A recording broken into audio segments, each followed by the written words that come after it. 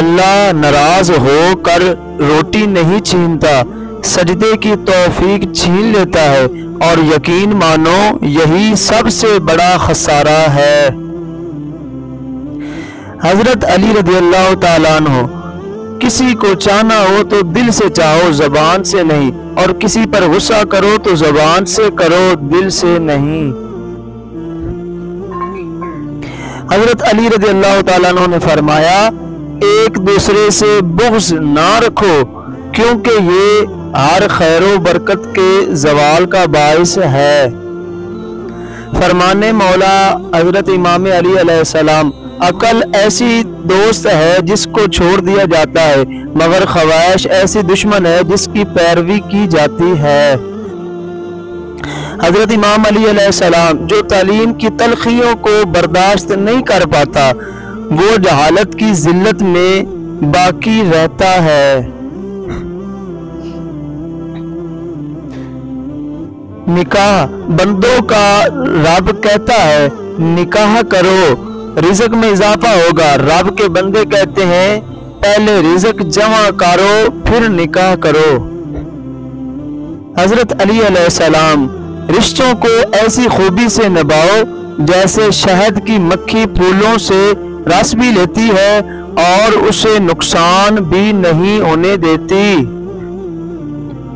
حضرت علی رضی اللہ تعالیٰ عنہ نے فرمایا، اگر تم موت کی رفتار کو دیکھ لیتے تو امیدوں سے نفرت اور کبھی ان کو پورا کرنے میں مصروف نہ ہوتے۔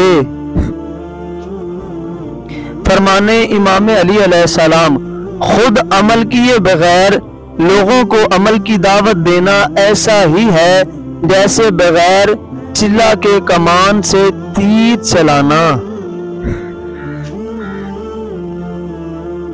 اہل محبت کے اکثر اقوال لوگوں کو کفر معلوم ہوتے ہیں۔ حضرت جنید بغدادی رحمۃ اللہ علیہ کا فرمان۔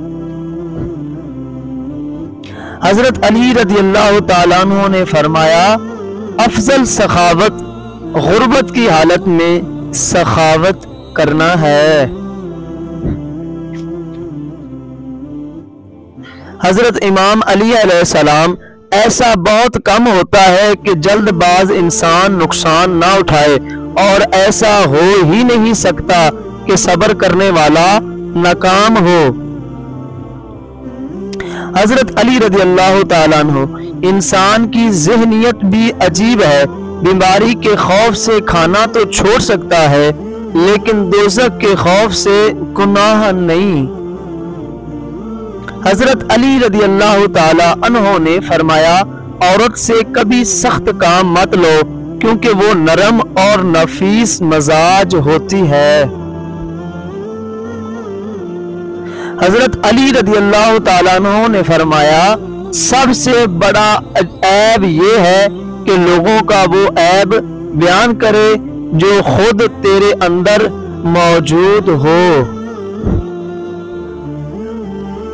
حضرت علی رضی اللہ تعالی عنہ نے فرمایا، جو اللہ کے دین کے لیے سرگرم عمل ہوتا ہے، اللہ اس کے دنیا کے کاموں کو پورا کر دیتا ہے۔ حضرت علی رضی اللہ تعالیٰ عنہ نے فرمایا، صبر کے ساتھ پریشانی کا خاتمہ کرو کیونکہ پریشانی افسردگی جزا کو ختم کر دیتی ہے اور مصیبت کو بڑھا دیتی ہے۔ حضرت علی رضی اللہ تعالیٰ عنہ نے فرمایا، وہ ظلم جس سے نظر انداز نہیں کیا جا سکتا، وہ بندوں کا ایک دوسرے پر ظلم اور زیادتی کرنا ہے۔ امام حسین نے فرمایا، اے میرے رب، جس نے تجھے پا لیا اس نے کھویا ہی کیا، اور جس نے تجھے کھو دیا اس نے پایا ہی کیا۔ رسول اللہ صلی اللہ علیہ وآلہ وسلم نے فرمایا، جو آدمی کو غصہ آئے اور وہ یہ کہے، اعوذ باللہ، میں اللہ کی پناہ میں آتا ہوں، تو اس کا غصہ ٹھنڈا ہو جائے گا۔ رسول اللہ صلی اللہ علیہ وآلہ وسلم نے فرمایا جس نے لوگوں کا شکریہ ادا نہ کیا اس نے اللہ کا بھی شکریہ ادا نہ کیا۔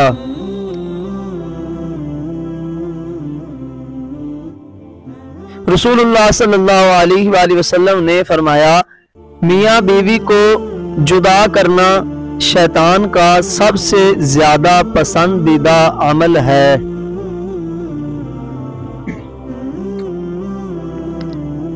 رسول اللہ صلی اللہ علیہ وآلہ وسلم نے فرمایا صبر تو وہی ہے جو صدمے کے شروع میں کیا جائے۔ ہماری ویڈیو اچھی لگے تو لائک اور سبسکرائب کرنا نہ بھولیں۔